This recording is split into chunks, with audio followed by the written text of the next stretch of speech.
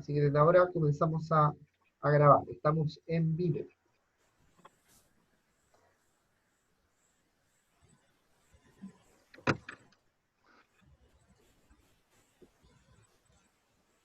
Ya. Espero que todos puedan ver la presentación. Me van confirmando si no la pueden ver. Bueno, y como veníamos trabajando anteriormente, estábamos hablando de que en el desarrollo organizacional es muy importante conocer cómo se organizan y se conforman los niveles individuales, el nivel grupal y el nivel organizacional. Entonces, para poder trabajar en ello, vamos a comenzar revisando los grupos, cómo se comporta y se organiza el nivel grupal. Y para eso nosotros tenemos que entender de que los grupos ya es cuando efectivamente hay una organización de un número superior de 2 personas hacia arriba, los cuales se reúnen o organizan para poder concretar algún objetivo en común. Así es. Entonces vamos a ver que nos vamos a encontrar con muchos tipos de grupos, así que es muy relevante que ustedes vayan poniendo atención y también vayan revisando junto a sus cuadernillos la información que yo les voy proporcionando. En cuanto a los grupos formales e informales, que es la primera clasificación que vamos a tener, es importante que nosotros entendamos que ¿cómo les puedo explicar? Que los grupos formales y los grupos informales van a tener al mismo tiempo subdivisiones. ¿Ya? Entonces es muy importante que nosotros tengamos claridad de cómo nos encontramos en un grupo formal y frente a un grupo informal.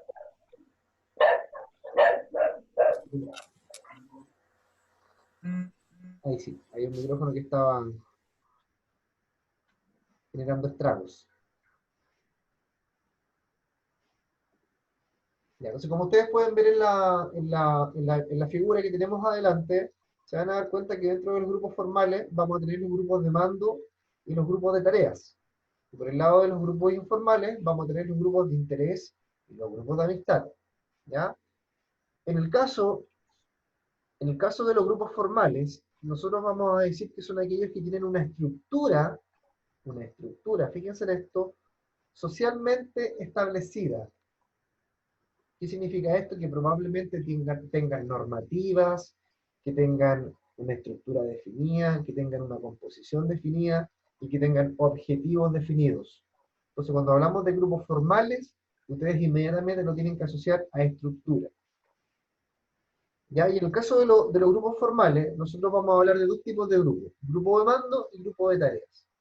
El grupo de mando ya son aquellos que están formados por el organigrama de una organización. Fíjense en esto, el organigrama de una organización ya hace referencia a los niveles jerárquicos. ¿Ya? Es decir, cuando ustedes observan el funcionamiento de una empresa, y probablemente revisen en su página web, tienen la posibilidad de hacerlo de forma escrita, y buscan el organigrama de la organización, se van a encontrar con que ese grupo que está conformado en ese organigrama es un grupo de tipo de mando. ¿Ya? Porque a mí me informa que ese grupo de personas que está individualizado en ese organigrama es un grupo formal y que tiene, de cierta manera, una estructura de la organización definida. ¿Ya? Después tenemos el grupo de tareas o grupo de trabajo, ¿ya? Que son los que están determinados para realizar una determinada actividad. ¿Qué significa esto? Que a diferencia del grupo de mando, que era un grupo asociado netamente a la ubicación jerárquica de las personas en la empresa, el grupo de tareas o grupo de trabajo se refiere a que ese grupo está orientado a desarrollar una actividad en específico. ¿Alguna duda con eso? No. Un ejemplo, por favor, de grupo de tarea. Perfecto. Por ejemplo, cuando ustedes tienen, vamos a ir con un ejemplo para los 2 casos. En el caso del grupo de mando podemos tener la planta directiva de una organización. Podemos tener, ¿cierto?, el gerente comercial, el gerente de marketing, el gerente de postventa, el gerente de recursos humanos, el gerente de finanzas. Esa estructura que estamos viendo ahí, nosotros podemos decir que es un grupo de mando. ¿Ya? Cuando hablamos de un grupo de tareas, podemos hablar, por ejemplo, del gerente de recursos humanos con todo su equipo a su haber. El asistente de recursos humanos, el asistente contable, el jefe de personal, etc. ¿Ya? ¿Por qué? Porque nosotros sabemos que esa estructura que les estoy mencionando yo está enfocada en una tarea, y su tarea general es el recurso humano. No Después sé de si me todo, explico. porque estás en una reunión ahora, enviarla. ¿Queda claro ahí?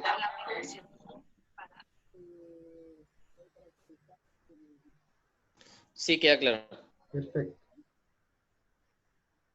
Ahora, ¿qué es lo que ocurre? Es muy importante, ¿cierto?, que nosotros podamos también tener certeza de que los grupos formales, en este caso el grupo de mando, el grupo de tarea, es un grupo que nosotros vamos a encontrar de forma muy recurrente en cada una de las organizaciones, que son como grupos tipo, ¿ya? Son bastante claros de identificar, bastante fáciles de entender, de comprender y también de verlos operar. Cosa que nos vamos a encontrar que es muy diferente verlo en el caso de los grupos informales, que es el que les voy a explicar ahora. Porque en el caso de los grupos informales, ¿ya? Son grupos que surgen a lo largo de la interacción, es decir, las normas, roles y relaciones suelen ser implícitas más que explícitas. Estos grupos son comúnmente más pequeños e íntimos de los grupos formales. Se dividen a su vez. Fíjense en esto. A ver, cuando nosotros hablamos de un grupo informal, tenemos que entender que un grupo informal generalmente se da dentro de un grupo formal. La diferencia de los grupos informales es que no tienen una estructura definida. Se dan muchas veces de forma espontánea.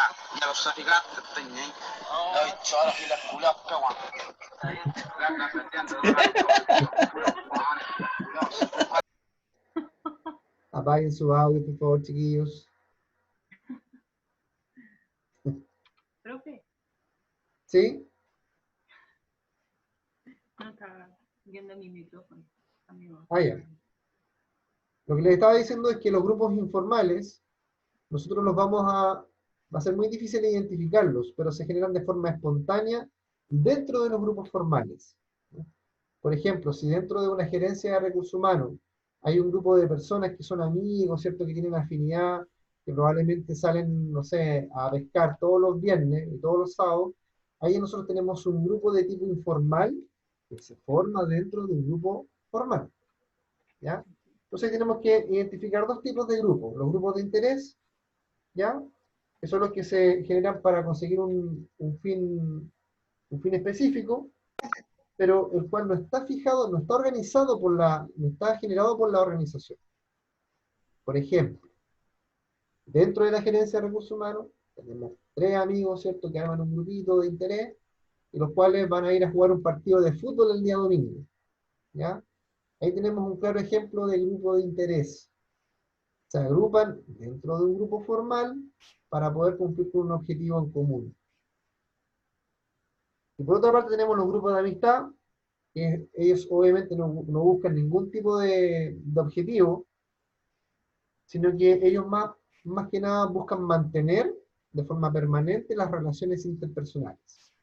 Así es lo que ocurre a diario, ¿cierto?, en los trabajos que ustedes, los cuales también se desempeñan, que dentro de una unidad existen un grupo de personas que tienen mayor afinidad y se transforman en amigos. Entonces, ese es un ejemplo de un grupo de tipo informal que pasa a ser un grupo de amistad, ¿ya? Ahora, cuál es lo común en cada uno de estos grupos? Que todos los grupos se pueden medir en un grado de temporalidad. ¿Qué significa esto? Que todos los grupos pueden tener un grado de estabilidad relevante y también un grado de temporalidad relevante. ¿Qué significa esto? Que hay grupos que pueden ser estables en el tiempo y hay grupos, sin embargo, que son contingenciales, que se crean en un momento determinado, que obedecen a algún tipo de situación específica, obedecen a alguna emergencia, a alguna catástrofe, en fin, ¿ya? Y por eso que se le llama grupos de tipo temporal. Es decir, los grupos formales y los grupos informales pueden ser tanto estables como temporales, ¿ya? Por ejemplo, si nosotros hoy día vemos que tenemos un grupo formal, que es la organización, el organigrama de una empresa del rubro alimenticio. Pero esta empresa está en proceso de quiebra, vamos a decir que ya no es un grupo estable, vamos a decir que es un grupo temporal. ¿Y por qué? Porque obviamente nos vamos a encontrar con que es probable que no perdure en el tiempo, sino que más bien desaparezca en el corto plazo. Entonces tenemos que entender que todos los grupos, independientemente de su conformación o formalidad, pueden ser estables o pueden ser temporales. Es como una relación de amistad. Si hay algún problema entre las personas que componen ese grupo, obviamente se va a romper ese grupo de amistad. Entonces tienen que entenderlo ustedes también de esa forma. Todos los grupos están sujetos, ¿cierto?, a la interacción entre sus miembros para que podamos saber si va a ser estable o va a ser de tipo temporal. ¿Alguna duda hasta acá, chiquillos?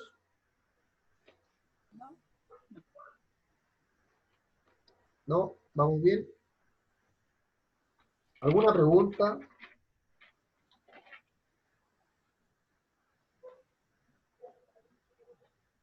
Vamos a hacer algunas preguntas dirigidas. A ver, vamos a buscar aquí algún... Le vamos a preguntar a Karina. ¿Me escucha Karina? Karina Espinosa.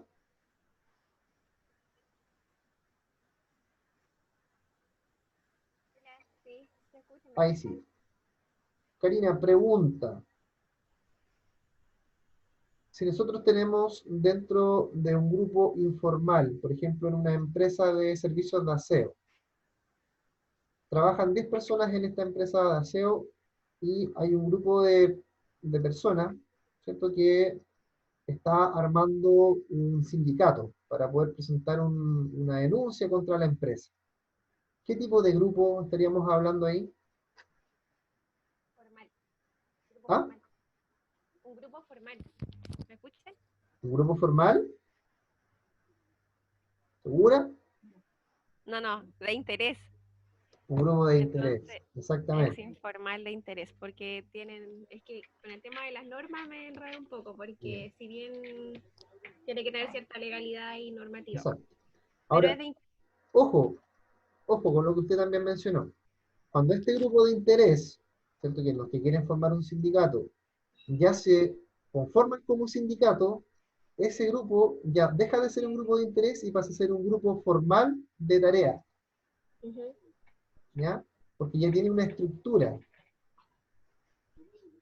y está conformado para cumplir con un fin específico. Así que ahí deja de ser un grupo de interés porque rompe la informalidad y se transforma en un grupo de tipo formal. ¿Ya? Vamos, gracias Karina. Gracias, me Vamos quedó a clarito. preguntarles ahora a Julio. ¿Me escucha Julio? Sí, Hola, ¿cómo está Julio? bien, bien, no sé. Bien, bien igual. ¿Podría darme un ejemplo de un grupo informal que sea un grupo de amistad, por ejemplo, en una empresa del rubro bancario? El rubro bancario, los viernes bancarios que le llamaban.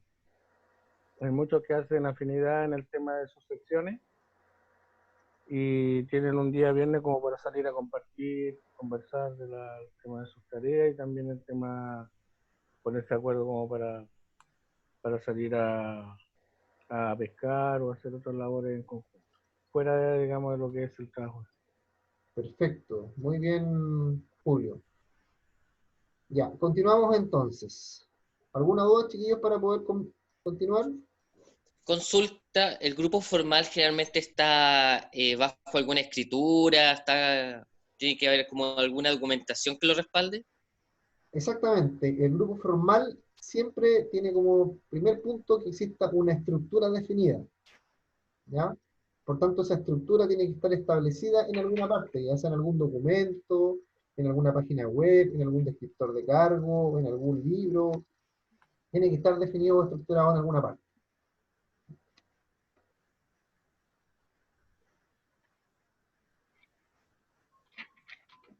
¿Alguna otra consulta, chiquillos?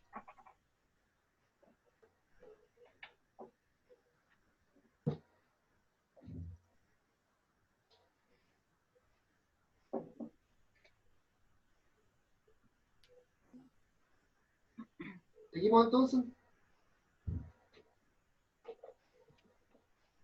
Ya, chiquillos, continuamos entonces.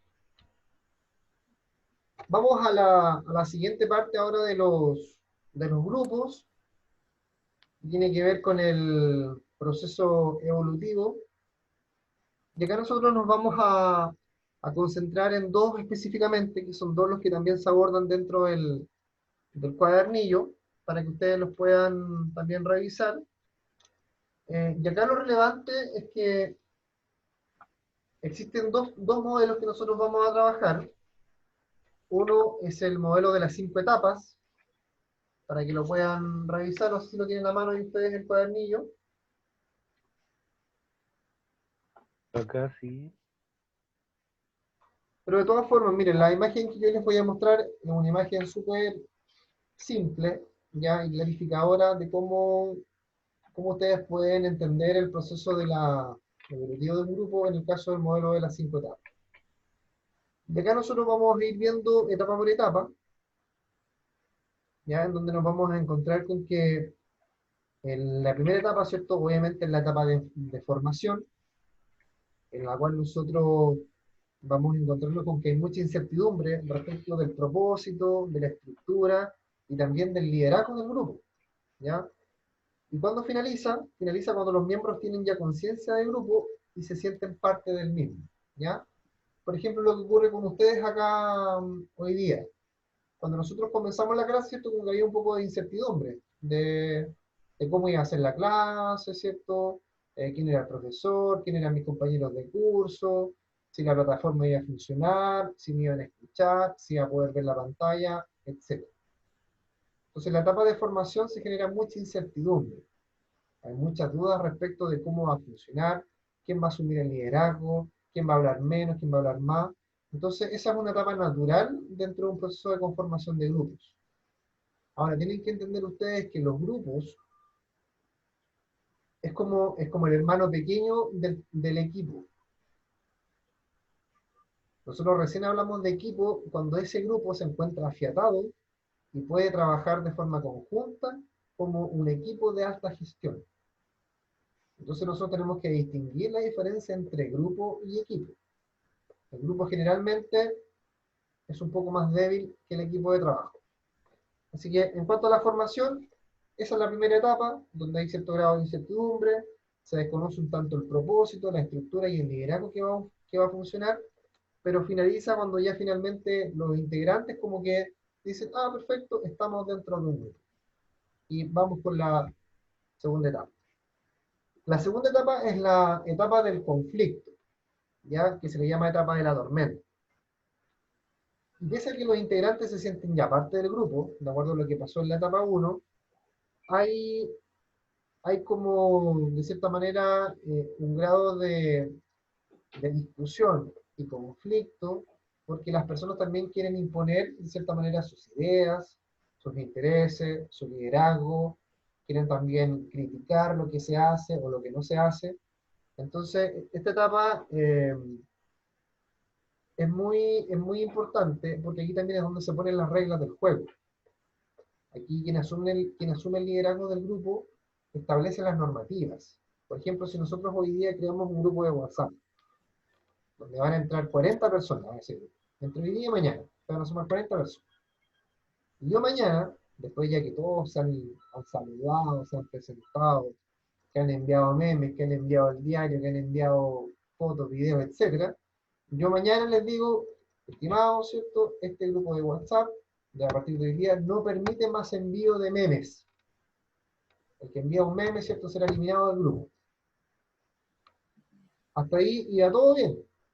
Pero aquí, en esta etapa de la tormenta, donde algunas personas se van a sentir un poco afectadas porque las restricciones que yo estoy colocando a ese grupo, ¿ya?, van a afectar mi funcionamiento dentro del grupo. Entonces aquí este es un momento clave, porque la tormenta también determina quién se mantiene en el grupo y quién, de cierta manera, se autorretira del grupo. ¿Alguna duda hasta acá? ¿Estamos claros con las dos primeras etapas? ¿Sí? Sí, profe. Sí. Le vamos a preguntar a Sol. Sol Hanson, ¿sí? Sol, ¿usted está en algún grupo de WhatsApp masivo donde se hayan puesto algún tipo de reglas y alguno, Sí, y alguno la haya incumplido? sí, también. Es común, ¿cierto? Sí.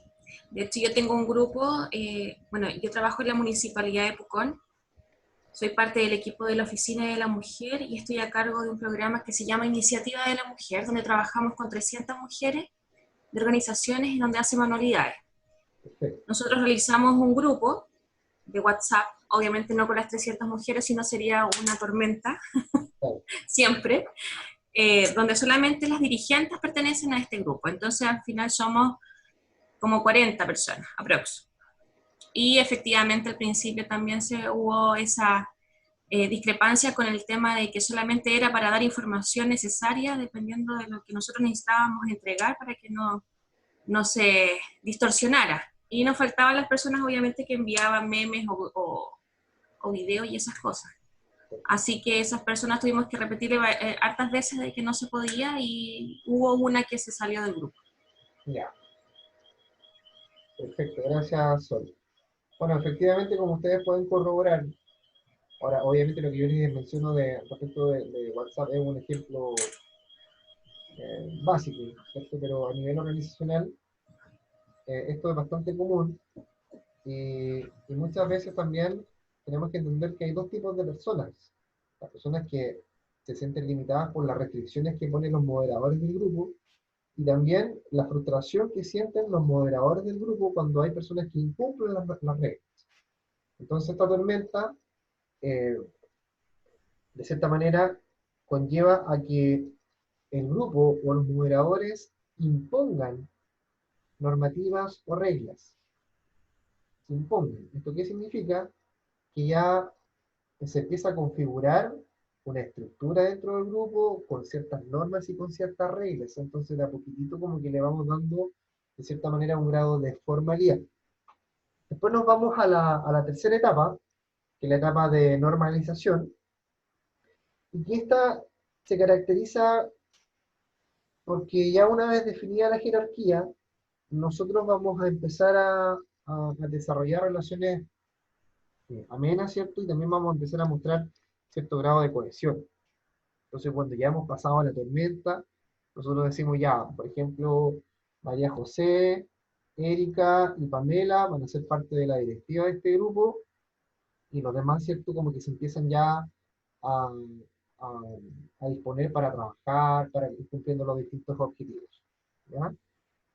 ¿Qué es lo que hay acá? En esta etapa de normalización, ya las personas que están siendo parte de este grupo son personas que sienten una plena identidad con el grupo, es decir, ya tienen un sentido de pertenencia definido, por tanto, reconocen los líderes que están definidos, reconocen el funcionamiento, se adecúan también al funcionamiento, y por tanto ya esta etapa en la cual nosotros le llamamos como la etapa en la cual se empieza a consolidar el proceso grupal, porque nos permite ya empezar a trabajar de buena forma. Y después nos quedan dos etapas, que una es la etapa de desempeño, ya que cuando ya nosotros obviamente tenemos una aceptación total del funcionamiento del grupo, y además se configura otro antecedente relevante, que ya empieza a haber un grado de conocimiento entre los miembros del grupo. Es decir, yo ya conozco las habilidades que puede tener mi compañero, el conocimiento y también en qué áreas puede desempeñarse de mejor forma. Entonces esto también le genera una sinergia importante al grupo, porque le va a permitir cumplir con el objetivo por el cual se ha conformado. Y aquí es donde toma especial grado de relevancia la sinergia, lo que conversábamos hace un rato atrás, que para lograr los mejores resultados posibles es importante que la suma de las partes sea más que el todo, es decir, que 2 más 2 efectivamente sea 5. Entonces es muy importante que esto ustedes también lo puedan asimilar. Y por último, tenemos, ¿cierto?, la etapa última, y que es la determinación, que es cuando el grupo, de cierta manera, ya habiendo cumplido su objetivo, se disuelve, ¿ya? Y se disuelve en el hecho de que ya cumplió con su origen de nacimiento, ya cumplió con su objetivo por el cual había sido creado, por tanto no hay justificación de que este grupo continúe. De aquí es donde también tenemos que hacer la distinción con el equipo de trabajo, porque en el caso de un equipo de trabajo, cuando el objetivo inicial concluye, aparece un nuevo objetivo o aparece un nuevo desafío. Por tanto, el equipo de trabajo se mantiene constante en el tiempo, a diferencia de los grupos que, como hablábamos anteriormente, podían ser de tipo estables o podían ser de tipo temporales. ¿Ya? ¿Alguna consulta?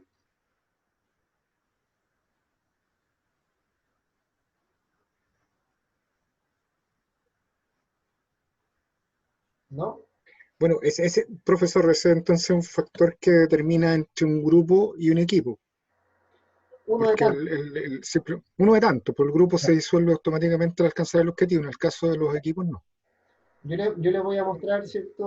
Bueno, en la próxima clase, es decir, el próximo sábado que nos conectemos, yo les voy a mostrar una tablita en la cual ustedes pueden revisar las principales diferencias que hay entre grupo y equipo de trabajo.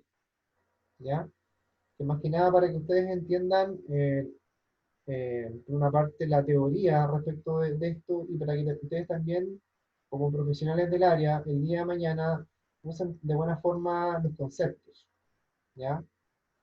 Porque, por ejemplo, si yo estoy trabajando en una organización, en el área asociada, por ejemplo, área administrativa, en fin, yo tengo que tener mucho cuidado también con el vocabulario que ocupo porque yo soy persona del área.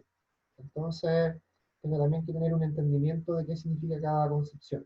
Así que por eso que es muy importante que ustedes entiendan la diferencia entre grupo de trabajo y equipo de trabajo.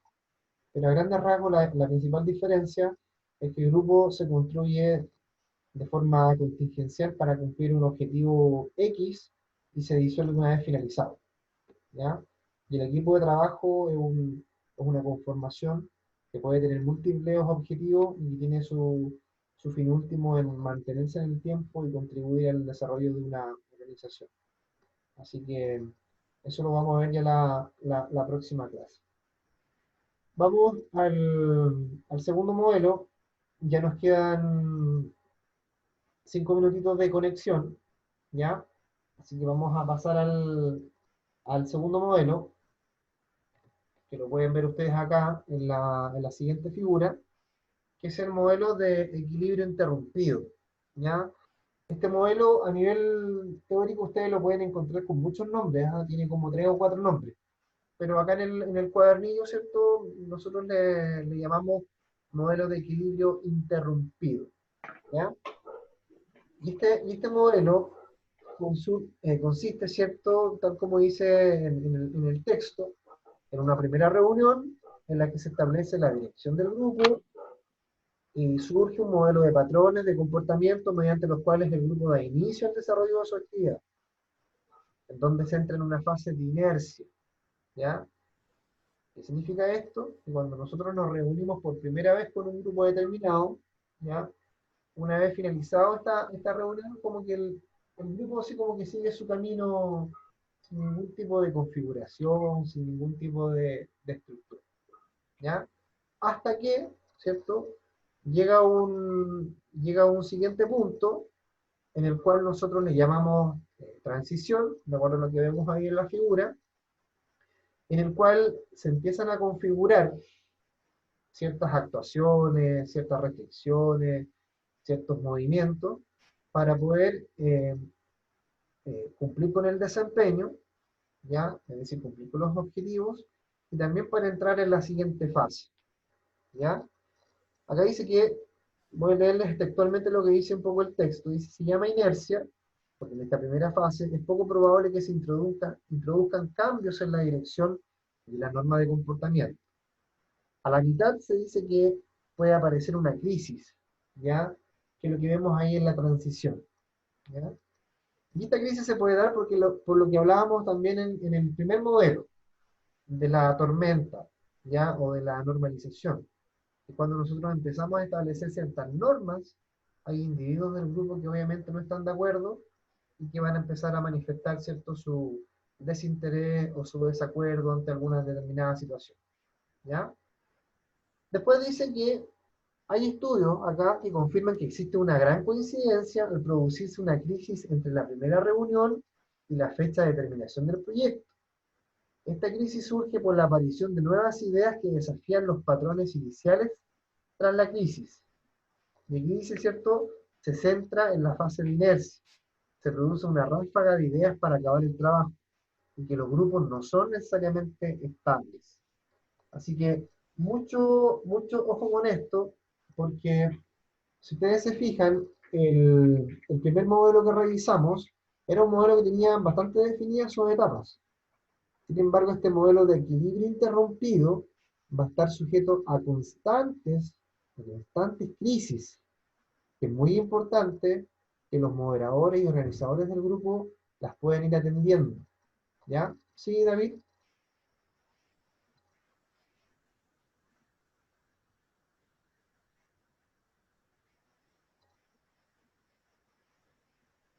Se quedó pegado David. ¿Va a hacer una pregunta, no?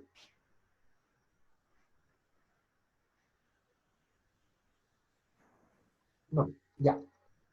Entonces, lo que les venía diciendo es que este modelo, a diferencia del otro, nos vamos a encontrar con que constantemente va a ir encontrando cuestionamientos, desinterés, quieren modificar ciertas cosas, ya, imponer ideas. Entonces, es muy importante que los moderadores y los organizadores puedan batallar con eso e ir también haciendo las mediaciones respectivas para que el grupo tenga éxito, ¿ya?